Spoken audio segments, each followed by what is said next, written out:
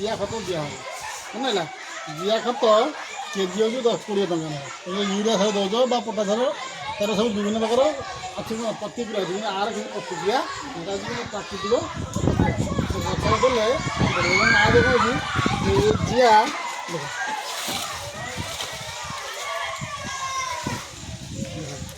ଜିଆ ସବୁ ଦେବ। এই ଜିଆକୁ ଆମେ ଖାଦ୍ୟ ପାଇଁ ଜାଣିଛୁ ଗୋବର ଦେଲେ ଖାଇବ ବା ପତ୍ର ସବୁ ଦେଖ କେତେ ଜିଆ ଧରୁଛି ଦେଖ ସେ ବଢ଼ିଯିବେ ହେଲା।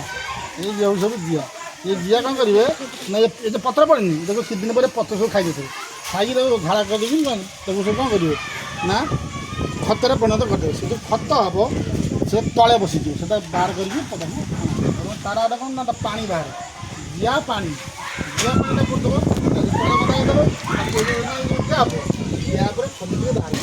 ଟ୍ୟାପ୍ ଗୋଟେ କ'ଣ କରିବ ସେଟା ବାହାର କରିକି ପାଣିଟାକୁ ବାହାର କରିବ।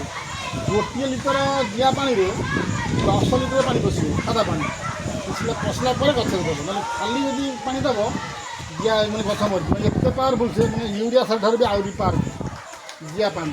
ତେଣୁ ସେ ପାଣିରେ କ'ଣ କରିବ ନା ଗୋଟାଏ ଲିଟର ଜିଆ ପାଣିରେ 10 ଲିଟର ସାଦା ପାଣି ପଶିବ। ପଶିଲା ପରେ ଗଛ ମୂଳେ ତାର କ'ଣ ପାର୍ଶ୍ୱ ପ୍ରତିକ୍ରିୟା ନାହିଁ। ଏଇଟା ଆମ ସମାଜ ପାଇଁ ଉପକାରୀ, ଆମ ପରିବେଶ ପାଇଁ ମଧ୍ୟ ଉପକାରୀ।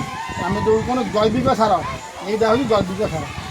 ଯେଉଁ ୟୁରିଆ ଫିରିଆ ହେଲେ କ'ଣ ସେଟା ରାସାୟନିକ ସାର। ରାସାୟନିକ ସାରର ପ୍ରୟୋଗ କଲେ ତୁମର ଜମି କ୍ଷତି ହେବ, ଗଛ ମରିଯିବ ବା ଗଛ ଥରେ ଗଛରେ ଆଉ ଥରେ ବଢ଼ିବନି। କିନ୍ତୁ ଏ ଯେଉଁ ଜୈବିକ ସାର ଦେଲେ କ'ଣ ହେବ ନା ଜମିର ଉର୍ବରତା ବଢ଼ିବ, ଜମିର ଉର୍ବରତା କମିବ ନାହିଁ ଏବଂ ଫସଲ ମଧ୍ୟ ଭଲ ହେଲା।